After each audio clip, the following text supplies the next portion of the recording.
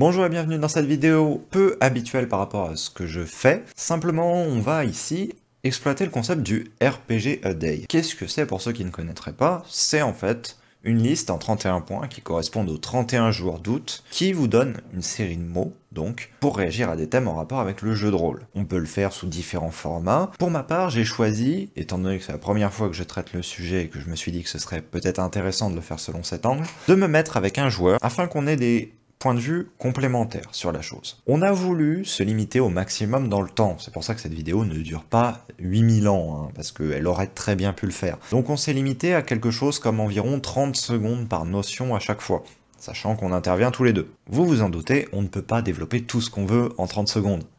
On a dû sélectionner soit une anecdote, soit un point qui nous tenait particulièrement à cœur. Le fait est que, du coup, ça fait énormément de sujets qui sont, au final, survolés. Et il faut le voir comme ça, il faut le voir vraiment comme un aperçu, en fait, de nos visions sur la chose. Si jamais, sur un des sujets qui sont abordés dans ce RPG A Day, vous souhaitez avoir une vue un peu plus détaillée de ce que j'en pense, par exemple, je vous invite à ne pas hésiter à le demander en commentaire. Je ferai la vidéo avec plaisir, elle arrivera à un moment, ça par contre, voilà, je vous garantis rien en termes de date, mais elle arrivera, et on pourra revenir sur le sujet donc avec plus d'arguments, plus d'explications. Prenez cette vidéo comme un espèce d'aperçu global de nos pensées sur les différents sujets, et aussi de simplement un contenu un peu détente, c'est pour ça que je le sors en dehors des plannings habituels de publication, aussi parce que le dernier jour d'août c'est un peu aujourd'hui, donc du coup je me suis dit faire quelque chose qui se base sur le mois d'août, pas en août, c'est étrange. Bref, sans plus de préambule, je vous laisse avec la vidéo, bon visionnage. Commencement, c'est savoir se lancer un beau jour, alors qu'on n'a jamais réellement été MJ pour tout un tas de projets, sur un scénario qui ne tient que sur une demi-page A4, avec un lore qui tient sur 40 pages, parce qu'on repousse depuis 6 mois le fait de se lancer, parce qu'on a trop peur de le faire. Commencement au début. Pour moi, c'est le genre de truc où t'es en mode... Vous êtes 4, vous vous rencontrez dans une auberge. Voilà, typiquement c'est ça. Gros début de JDR. Le changement, c'est un processus long, mais c'est un processus nécessaire. C'est savoir intégrer de plus en plus d'éléments, tout en acceptant les retours dessus. Ah, alors ça c'est quand tu meurs et tu dois refaire un perso. C'est très très chiant. Ou alors c'est quand t'as fini une saison, que t'as bien fait ton JDR, que t'es arrivé à la fin et tout, et c'est le moment de recréer un perso. Ouais, ça c'est ce moment-là. Le fil, c'est ce que je galère à garder énormément en tant que MJ. Parce que chaque fois que je commence une parole, que je commence une interprétation de personnage, je me perds, et du coup ça ne va à l'opposé de ce que j'avais prévu, et quand je regarde ma fiche de scénar que j'ai à côté, je me dis que je n'ai rien fait dessus, et que j'ai full improvisé. Le fil, c'est le truc que tu sais de pas perdre quand tu fais une grosse séance de 4 heures, hein, qu'à la fin t'en as ras le cul, que c'est bien long, que t'es crevé, et que t'es en mode, ah oui c'est vrai que lui m'avait dit ça, faut pas que je me perde, donc voilà, le fil c'est ça. Vision, c'est ce qu'il faut, à mon sens, faire croire que les joueurs ont, qu'ils savent, alors qu'en fait vous les orientez juste quelque part d'autre. Exactement comme un magicien qui agiterait une carte sous vos yeux, alors que ce qui est intéressant, c'est ce qui se passe derrière lui. Vision, ça c'est le truc que t'as pas. C'est le truc que t'as pas assez. Quand t'es en train de faire ta séance, que t'as des trucs qui se débloquent devant toi, t'es en mode, oh ouais, ok, d'accord, j'essaie de comprendre. Et alors, par contre, le MJ, tu te rends compte qu'il a 15 000 fois plus de vision que toi, parce que lui, il a déjà prévu ce qu'allait se passer 10 séances derrière, que toi, tu sais pas encore ce qui va se passer dans 5 minutes. Le tribut, ça peut avoir plein de sens. Ça peut être savoir rendre à des auteurs ce qui est à des auteurs. Ça peut être savoir donner à ses joueurs ce qui est à ses joueurs. C'est savoir reconnaître la valeur de quelque chose. Tribut. Oh, alors ça, c'est très très chiant à définir, ça. Genre de truc en fin de quête ou un truc comme ça, ou ce qu'on te doit si t'as accompli quelque chose. Ouais. C'est l'endroit dans lequel j'évite absolument de faire mes rencontres, parce que c'est un environnement qui est fermé, donc qui n'offre que très peu de possibilités de jeu. On pourrait croire que ça offre plein de possibilités pour grimper dans un arbre, prendre une position dominante et autres. En fait, à chaque fois, les lignes de vue sont pas dégagées du tout. Prenez un archer qui va monter dans un arbre, il va pas pouvoir tirer droit. Donc du coup, indirectement, c'est la fausse bonne idée à mon sens. L'endroit où se passent les 3/4 des agressions bien pourries dans les JDR, une forêt. Ou alors l'endroit parfait quand tu veux créer le lore de quelqu'un de bien reclus. Hein, typiquement, il va dans les forêts. Bizarrement, c'est toujours les forêts, jamais les montagnes. Je sais pas pourquoi. Couple, c'est ce que je galère, donc du coup que j'évite à masteriser, parce que c'est quelque chose qui implique beaucoup d'interactions soit entre un joueur et un PNJ, soit entre deux joueurs, et qui du coup met le reste de la table à l'écart, encore pire qu'un aparté, parce qu'un aparté c'est juste temporaire et c'est fini ensuite. Une histoire, par exemple de couple, va devoir s'étendre sur longtemps pour qu'elle soit crédible. Ça, c'est ce qu'on a jamais. C'est ce qu'on en manque. Manque de couple. Surtout parmi les joueurs. Parce que c'est très compliqué à construire et à garder les relations de couple, notamment avec un PNJ ou un truc comme ça. Quand ça se met en place, c'est cool. Mais c'est dur de le faire sur des séances complètes et sur des saisons complètes. Et ce serait marrant d'en avoir un peu. Ombre, c'est la chose difficile à jauger pour garder suffisamment ses joueurs dans l'attente de quelque chose, mais en même temps, eh bien, qu'ils soient pas totalement perdus, qu'ils sachent pas quoi faire et qu'ils restent plantés là, les bras ballants. Ombre, c'est les méchants, ou alors c'est la part de ce que les joueurs n'ont pas envie de dire ou qui est que dans leur lore et qui va aller se claquer à un moment, peut-être dans le scénar, et qui peut faire basculer quelqu'un. Lumière, c'est ce qu'on aimerait avoir à la fin d'un scénario, ce qu'on aimerait que les joueurs se disent « Mais oui, mais le scénario, en fait, il voulait dire ça », et que vous vous apercevez qu'ils en ont pas pigé un quart, et que vous non plus, vous n'en avez pas pigé un quart. Et ben à l'inverse, Lumière c'est gentil de base, et puis, ah oui, c'est 95% des sorts de soins, aussi, environ. Toujours la lumière qui soigne. Et si vous n'êtes pas originaux. Et sinon, bah ça, à l'inverse, c'est ce que certains personnages qui sont soi-disant sombres, etc., peuvent se mettre à briller d'un seul coup sur une belle action, ou sur un truc où d'un seul coup, ils révèlent leur vraie nature. La volonté, c'est quelque chose qui, en tant que MJ, j'ai énormément de mal à mettre en place. C'est-à-dire que, même si je fais un scénario, j'ai énormément de difficultés à vouloir le réaliser. Je veux qu'il se fasse par lui-même, plutôt que j'ai à le diriger. Vouloir dans le sens de vouloir quelque chose. Alors ça peut être soit quand t'es un joueur et que t'es un boulet et que tu veux quelque chose en mode je veux trop réussir à avoir ça, une arme légendaire, un pouvoir pété, et que tu forces un peu la main, tu vois, c'est un peu ça. Ou alors vouloir quelque chose, ça peut être l'esprit d'équipe aussi, ce qui conduit un peu l'équipe en se disant voilà notre objectif et c'est vers ça qu'on tend. Amasser les séances de JDR, les concepts foireux de règles pour essayer d'avoir quelque chose de mieux. Amasser les coups et les blessures quand on est un guerrier, les livres et les connaissances quand on est un mage, ramasser les flèches quand on est un archer, vite fait. Sinon, amasser, c'est la collection de trésors qu'on a quand on fait ça que pour le butin, mais en théorie, moi je joue pas au JDR pour le butin, je joue au JDR pour la gloire, donc... Alors remarque, la gloire ça peut s'amasser aussi, donc ouais c'est pas mal de choses, toutes les récompenses on va dire. Message. Encore une fois, je vais dire la fausse bonne idée, parce que à chaque fois, justement, on en fait quelque chose de dramatique. Je penserai au dernier message d'Origins. Et jamais quelque chose de positif, alors que ça pourrait l'être. Message, alors ça c'est toujours le truc qui vient te filer la mauvaise nouvelle.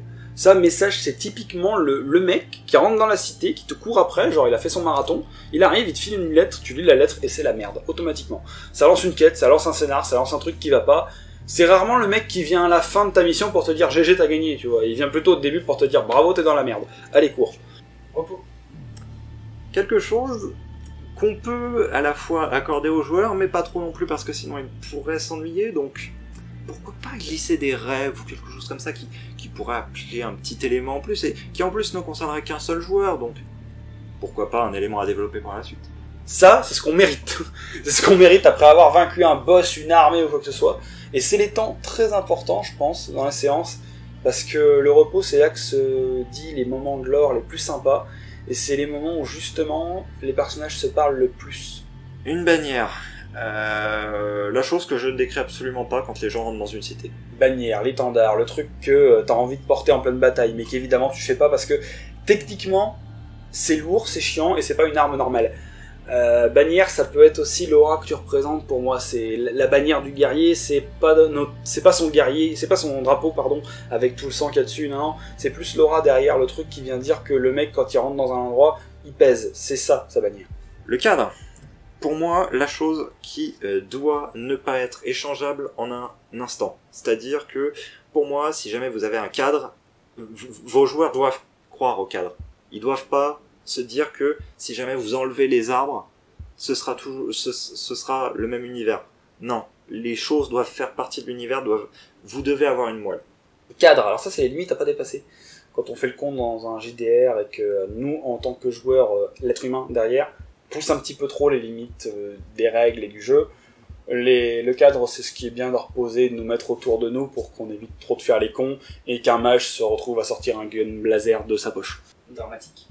Une chose que je n'arrive pas du tout à gérer, que j'essaie de mettre en place, mais que soit je vais dans la démesure, soit je vais dans la sous-mesure, pour le coup. Soit ça va être tout le monde meurt, soit ça va être tout le monde vit, mais il n'y a pas d'entre-deux. J'arrive pas encore à le maîtriser. Ah, ça c'est la mort des bonhommes, ça c'est les moments forts, quand un boss tombe, quand une personne décède, ou quand vous faites une découverte incroyable qui vous montre que depuis 1 heure, le lore et le scénar sur lequel vous avancez est en fait bien plus profond que ce que vous vous imaginiez, et que c'est bien pire que ce que vous vous imaginiez. Confort. Le fait de faire des scénarios de JDR qui sont toujours sur les mêmes sujets. Oh, confort, ça c'est l'auberge, c'est la taverne, c'est le moment où on se pose et où on est enfin, non pas sur une putain de tente et un matelas de paille dans un champ, hein, c'est quand on n'est pas en train de dormir dans une forêt sur des cailloux et des bouts de bois, non, c'est quand enfin t'as un vrai lit. Comptez le nombre de fois où ça vous arrive dans un JDR, c'est pas souvent. Ou alors vous êtes dans un JDR de luxe. Rencontre. Ce que je n'arrive pas encore assez à rendre aléatoire, mais que je travaille au fur et à mesure, parce que je n'aime pas que toutes les rencontres soient semblables les unes aux autres et que on en sorte avec les mêmes conclusions. Alors que, fondamentalement, si vous avez 2 personnes, jamais elles ne seront les mêmes. Rencontrer. Ça, c'est plein de bonnes choses. En fait, c'est plein de bonnes choses et plein de mauvaises. Parce que la rencontre, c'est le truc le plus aléatoire qui soit dans le JDR. Vous allez tomber sur un mec, ou pas un mec, hein, une bestiole ou quoi que ce soit, et lui, il va vous changer tout ce qui va venir derrière. Si vous ne l'aviez pas vu, ça se passerait totalement différemment. À chaque fois, ça peut être soit positif, soit négatif, soit même complètement neutre, mais ça va toujours avoir un impact sur votre histoire. Eh bien, un excellent endroit, mine de rien, quand il est en ruine, pour introduire des personnages, pour introduire toute une vie alternative qui se serait développée. Moi, ça m'évoque souvent une vieille ruine délabrée où la végétation a repris ses droits, et où eh bien, il va y avoir potentiellement des menaces très anciennes qui pourraient s'y terrer. Tours, c'est les murailles, c'est les forteresses, c'est la défense, c'est la sécurité, quand on est dedans. Ou alors c'est la merde quand on doit la prendre, parce que c'est là que t'as intérêt à sortir les grappins, réussir les jets d'escalade, t'infiltrer par les moindres trous, ou buter les gardes, et en espérant qu'ils donnent pas l'alerte.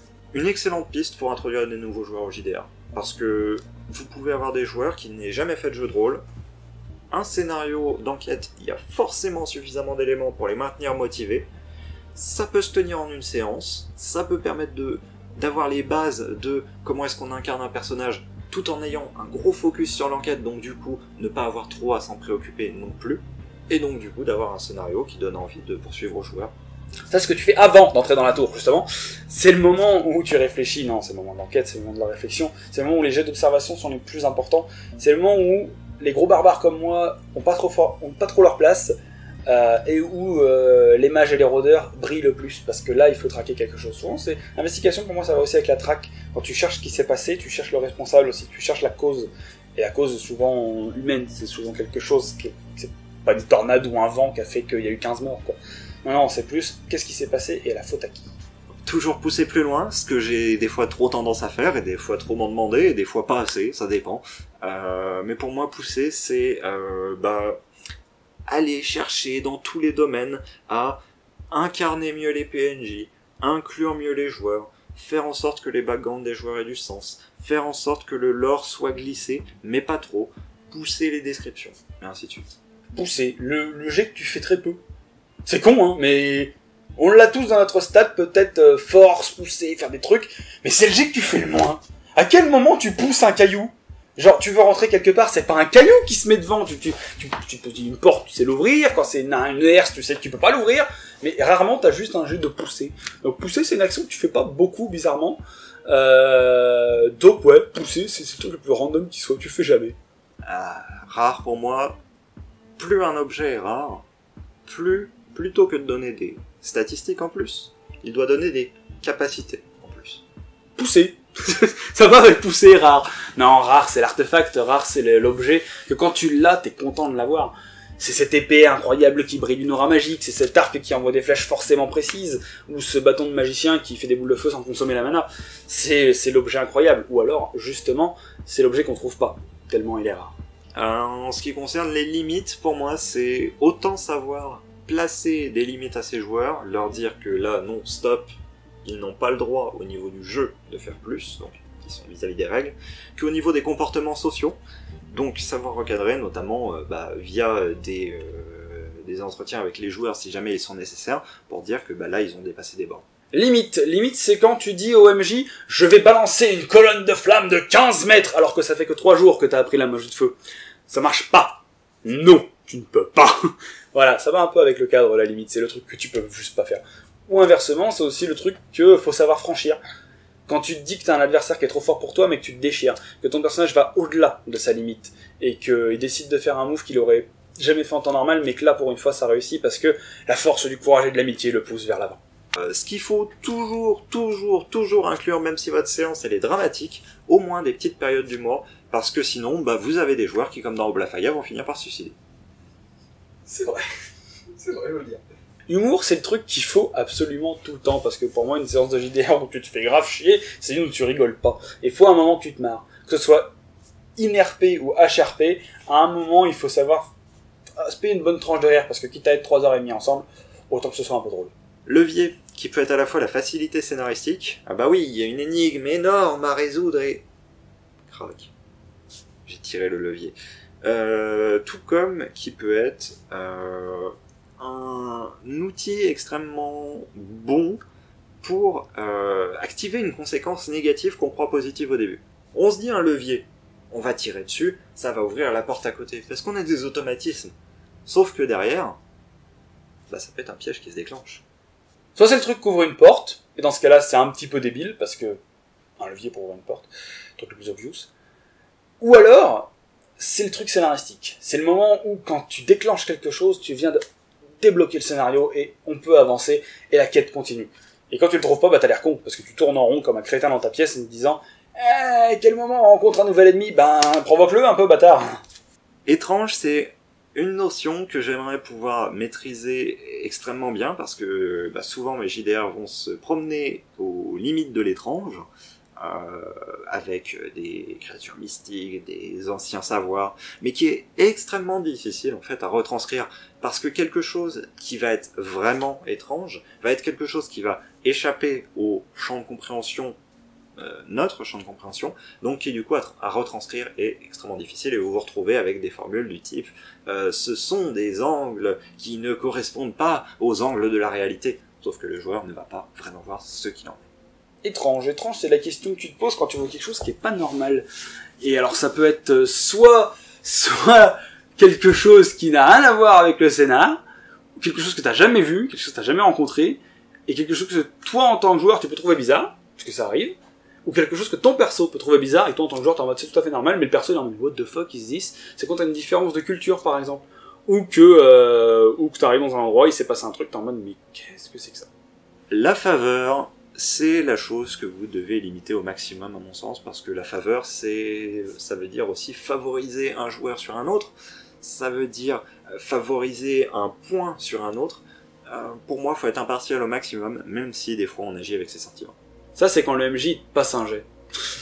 C'est quand t'as foiré un truc, mais que le MJ fait vas-y, c'est bon, ça fait ton 4e échec critique, bro, tu devrais être mort depuis 5 ans, non, vas-y, passe, j'ai envie qu'on continue l'histoire, sinon vous seriez tous morts. Voilà, la faveur, c'est ça, dans mon cas. Fermer, ce que j'ai des fois des facilités à me dire je vais fermer ma séance là, ou je vais fermer mon arc scénaristique là, parce que d'un côté je le programme un petit peu comme si c'était des saisons en fait de livres ou de séries ou quoi que ce soit, étant donné que je diffuse sur YouTube les sessions, et qu'il de l'autre côté en fait faire un final ça reste compliqué, toujours, malgré des années. Ça c'est les 90% des donjons que tu trouves qui ont toujours la porte d'entrée fermée, voilà, et que tu vas te démerder pour la débloquer et que ça va être très compliqué. Ou alors les cellules aussi, les cellules dans lesquelles tu te retrouves en prison parce que t'as encore fait de la merde et que tu finis par être dedans. Chevaucher, c'est un excellent moyen de vous poser la question quelle distance fait mon monde? Parce que du coup, vous savez la vitesse d'une personne, voilà, vous dites, il faut prendre tant de jours, et etc. Mais comme une personne n'avance pas vite, bah, vous pouvez adapter un peu ça comme vous voulez. Vous pouvez dire c'est tant de kilomètres, il a fait tant de jours de marche. Un cheval, ça a quelque chose d'assez rythmique, en fait. Ça va parcourir tant de kilomètres par jour, mettons 30 kilomètres. Et du coup, si vous dites, bah, il y a 8 semaines de cheval, bah, vous savez globalement la distance qu'il y a, et donc faut pas se planter là-dessus. Chevaucher c'est épique. Chevaucher c'est glorieux, chevaucher c'est le terme qu'on met en mode c'est la charge, c'est l'héroïsme, c'est aller vers l'objectif en mode sauveur de la situation. Jusqu'à ce que tu te rendes compte que ton personnage sait pas faire de cheval, ou alors que des trucs tout cons, genre ton cheval trébuche parce que t'as raté ton jet de chevauchage. Ouais, chevaucher ça peut être très énorme comme très foiré si jamais tu te rates. La facilité scénaristique par excellence, d'un côté, qui, en fait, peut supprimer totalement toute nécessité qui est des encounters, simplement des sessions de repos entre les joueurs, qui va en fait trop accélérer des fois les choses. Ça mess up à peu près tout, ça. Ça, Portail, ça fout la merde. Ça, c'est le genre de truc qui te fait sauter 13 ans de scénar et qui doit demander une réadaptation complète du MJ. C'est nul. N'utilisez les portails que si vous savez le faire, si vous savez pas, abstenez-vous. Les joueurs, et surtout ceux qui savent en faire, arrêtez, c'est de la merde. Ce que j'aimerais avoir, ça fait 5 ans que je masterise et j'estime que je suis peut-être à 3-5% de ce que je pourrais faire, de ce que je pourrais connaître. Et l'expérience s'acquiert d'une part en pratiquant et d'une part en rencontrant de nouvelles personnes. L'expérience, c'est quand ça fait 5 ans que tu fais du JDR.